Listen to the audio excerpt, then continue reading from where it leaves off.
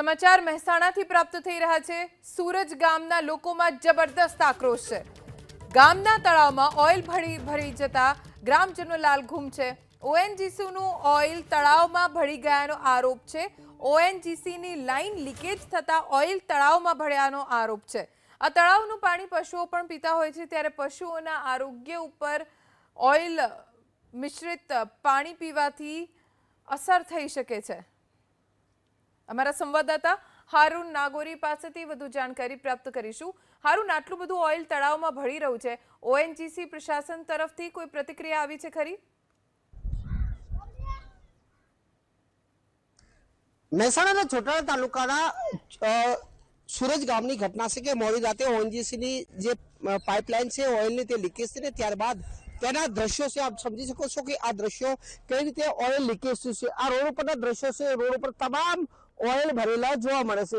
આ જ ઓઇલ બાજુમાં આવેલા તળાવમાં પહોંચ્યો તો ને તળાવ સમગ્ર તળાવ ઓઇલથી ભરેલા જોવા મળી રહ્યું છે। આ દ્રશ્યોમાં પણ જોઈશું કઈ રીતે આ તમામ પાણી છે ક્યાંક ને ક્યાંક ઓઇલ વાળું જોવા મળે છે, જેના કારણે ગામ લોકોમાં રોષ છે। કારણ કે ગામ લોકોનો આક્ષેપ છે કે આ જ પાણી પશુઓ પીવે છે અને આ પાણી પીવાથી પશુઓ ક્યાંક ને ક્યાંક બીમાર પડશે। ગ્રામીણ વિસ્તારની અંદર દુધાળા પશુઓ હોય છે ને જે પશુપાલકો છે તે પશુ ઉપર નિર્ભર છે, ત્યારે આ રીતે ઓએનજીસીની લાપરવાહી ક્યાંક ને ક્યાંક પશુ પાલકો માટે મુશ્કેલી સાબિત કરી શકે છે। મારી સાથે ગામના સરપંચ અને અન્ય લોકો છે। સરપંચ, શું પરિસ્થિતિ છે ગામમાં? રાત્રે અંદાજિત 2 વાગ્યાના અરસામાં પાઇપલાઇન તૂટેલી છે અને રાત્રે કેમિકલ વાળું પાણી અને ખનિજ તેલ ક્રૂડ ઓઇલ બંને રાત્રે 2 વાગ્યાનું શરૂ છે। અહીં લગભગ 8 કલાક જેટલું પાણી અહીં તળાવમાં ગામના ગયું છે। ગામનું મુખ્ય તળાવ છે, બાજુમાં એક બોર આવેલો છે, તો પાણી પીવાના પાણીની સમસ્યા પણ ઉદ્ભવવાની છે। બીજા નંબરે વરસાદી માહોલ છે, જ્યારે તળાવ ભરાશે ત્યારે ખેડૂતોની બાજુમાં જમીનો છે, તો ક્રૂડ ઓઇલ વાળું એ તેલ પણ ત્યાં જવાનું અને ખેડૂતોનો પાક પણ નિષ્ફળ જવાનો। ત્રીજો સમસ્યા એ કે ગામની પશુઓ અહીં પાણી પીવે છે, તો એ લોકોને પણ પશુપાલકોને પણ ઘણી બધી સમસ્યા ઊભી થવાની છે।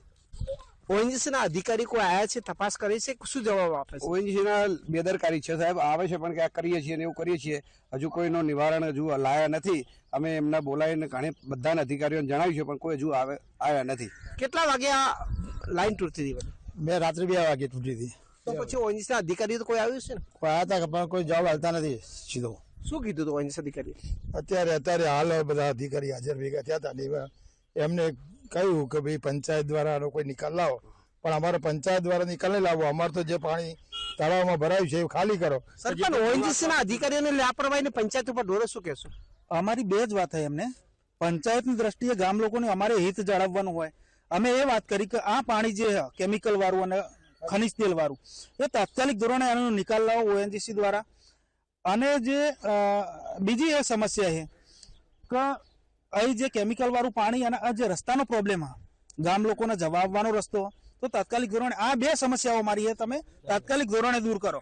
ગામ લોકોમાં રોષ જોવા મળે છે, કારણ કે જે રીતે પાણી કેમિકલ જ્યુસ છે, હું દ્રશ્યોમાં બતાવીશ કે અહીંયા કઈ રીતે મોટો ખાડો પાડી દીધો છે કેમિકલ વાળા પાણી। આ જ આ તળાવ છે, દ્રશ્યોમાં જોઈશું આ તળાવની અંદર કેમિકલ પાણી ગયું છે, જેના કારણે આખું તળાવ જે છે એ ક્રૂડ ઓઇલથી ભરેલું જોવા મળી રહ્યું છે। અહીંયાથી જ્યારે જે તૂટ્યું ત્યારબાદ ઓએનજીસીના અધિકારીઓ હવે અહીંયા પહોંચી રહ્યા છે, તેની પણ ગાડી આવી છે। આપ દ્રશ્યોમાં જોઈ શકો છો આ તમામ રસ્તા ઉપર, જ્યાં હું દ્રશ્યો બતાવીશ કે આ તમામ રસ્તા ઉપર ક્યાંક ને ક્યાંક જે ક્રૂડ ઓઇલ છે એટલે ભરેલું જોવા મળે છે। આગળના પણ હું દ્રશ્યો બતાવી કે કઈ રીતે ગામના ગાંદરાની અંદર કહી શકાય ગામનું જે મુખ્ય રસ્તો છે ત્યાં કેમિકલ પાણી ભરેલા જોવા મળે છે। આ તમામ વાહનો છે તે હાલ અહીંયા રોડ ઉપર પડેલા જોવા મળે છે, પરંતુ અહીંયા ઓએનજીસીના અધિકારીઓ જરૂર પહોંચ્યા છે, પરંતુ કોઈ નિકાલ થયો નથી। દ્રશ્યોમાં પણ જોઈ શકો છો, અહીંયા આપ જોઈ શકો છો કઈ રીતે મુખ્ય રસ્તો છે ને ત્યાંથી આ રીતે ઓએનજીસીની જે પાઇપલાઇન તૂટીને જેના કારણે આ તમામ ક્રૂડ ઓઇલ હાલ મુખ્ય રસ્તા ઉપર ભરેલા જોવા મળે છે। આ ક્રૂડ ઓઇલથી તમામ રસ્તો ભરેલો છે। સામે પણ જોઈ શકો છો રોડ ઉપર ક્રૂડ ઓઇલ છે। ગામનો ગાંદરો છે, સ્કૂલની બાજુની અંદર આ રીતે ઓએનજીસીની લાપરવાહી ક્યાંક ને ક્યાંક ગામ લોકો માટે માથાનો દુખાવો સમાન બની શકે છે।